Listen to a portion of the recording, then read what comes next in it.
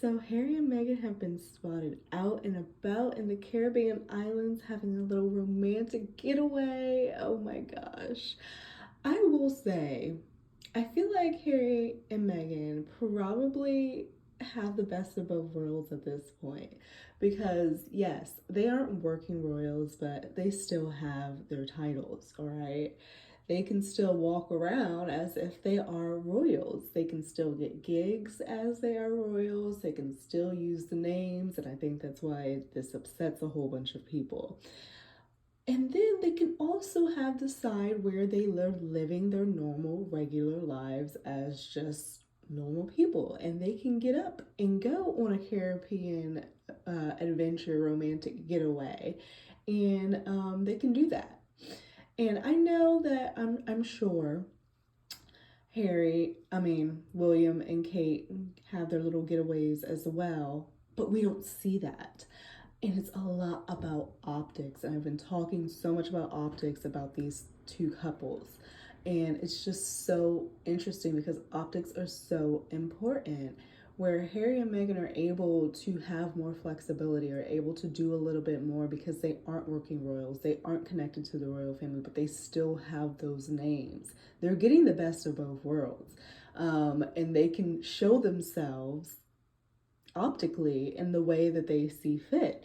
So all those rumors of like the divorce have been dispelled. They have been out and about, since Invictus, then Kevin Costner's. Then they just did the mental health day where she looked absolutely great. And now we have them out and about, holding hands, going to the Caribbean island. They're together, they're working together. And I think that people hate that. And they show their closeness, they show their affection, they show that, I guess it would be PDA, but it's not overboard PDA. It's just like when you're with somebody and you love them and that's your man and that's your girl, like normal PDA that just happens. Whereas on the other side, we have the working royals, Catherine and William. They show the exact opposite of that. And it was so interesting. I'm just like, oh, they're so awkward because they were doing an interview with somebody, I guess for the mental health day thing, and they were doing an interview and Prince William was asked, "What's your favorite like texting emoji?" And I'm like, I see that they're trying to relate to the millennials and the generation, the younger generation. What's your favorite texting emoji? Like, first of all, I can't even like picture in my mind them texting at all, but I know that they do since they've been like fucking hacked 50 million times by the British media. But I can't even like imagine them in my head using effing emojis. But the response that William said, like his favorite emoji, was an aubergine. He said an aubergine, but I guess that's the eggplant like emoji. And we use that eggplant emoji typically when it comes to, the male member, you know what I mean? And when you're trying to be a little bit spicy and stuff like that. So for him to like say that his favorite use of emoji is the aubergine, and like he was like, is this naughty or can I be, do I have to be above board?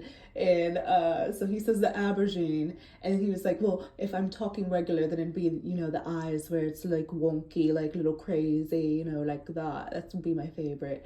And I'm just like, oh my god, they're like trying so hard to come off as relatable, come off as the younger, come off more appealing to the younger generations, like the millennials. I mean, us, we're going to be coming up, all, I hate to say older people. I'm trying not to be ageist. But the people who have been running this country for a whole fucking long time, hopefully will be moving along, and the millennials hopefully will step up and, get in the place of where we need to be to get things together. But they do have to appeal to society as we progress. So they need to do something. They need to do something. Because right now, the optics between the two, like I'm getting young, flirty, thriving from Harry and Meghan, and I'm getting like cold, icy, not really knowing what the fuck is going on with Catherine and William. And the rumors are still there with them. And I kind of feel like Harry and Meghan have done a great job dispelling their divorce rumors and shit. Um, Whereas Catherine and William, I feel like they have more work to do. They need to have a sit down with comps. They need to have a sit down with PR. They need to figure out what the fuck they're going to do, because the disconnect is just showing so strongly. And then something else that I found interesting was that on the 10th, Meghan wore this beautiful like white suit, had the off the shoulders for the mental health day situation they had up in New York. And then the next day, Catherine is shown out in full head to toe white. Now, white is not a color that I really kind of see Catherine in. I'm sure that's going to be dispelled, but I honestly really don't see her in that. And it's interesting that she went back to the skirt.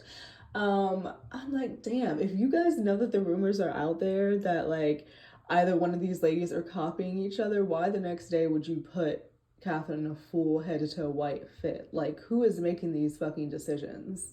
Who is making these decisions? And yes, outfits can be pre-planned, but my God, can we like go off book? Can we go off plan if we saw that, you know, Meghan is wearing head to toe white one day and then you put her in head to toe white the next day? Like, I feel like people are not, like, they're doing them a disservice. Their optics are just, they're not good. They're not good at all. And I just thought that was a very interesting move.